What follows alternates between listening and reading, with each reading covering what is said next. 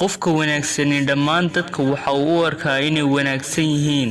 qofka dhoola cadaynta badan ee quruxsanna dhammaan dadka waxa uu u arkaa inay yihiin kuwo quruxsan, balse qofka xuni waxa uu u arkaa dadku inay sidiisoo kale yihiin. guul ma gaadhaysid ilaa aad martahanto turooyin iyo kacaakufyo badan kuna samirtaa dhibaatooyinkaasi. danahaaga iyo baayihaaga ula qasti Rabbiga, waayo isagu waa mid wax walba awooda, waxa uuna kuu furi doonaa faraj. waxa aan cusboonaysiinaa dharka aan sidano ee ma cusboonaysiino yidiilada inoo dhaxaysa innaga iyo Allah. dadka oo dhan ma ogaanaysid farqiyada u dhaxeeya ilaa aad tijaabisa mooye.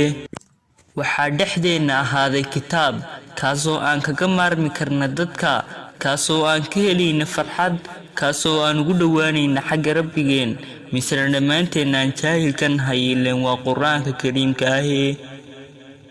farxadda aad haysataa kuma xirna walaal waxa aad haysato, sida aad u nooshahay iyo halka aad ku nooshahay, ee waxa ay ku xiran tahay yidiilada inii dhaxaysa adiga iyo Rabbiga.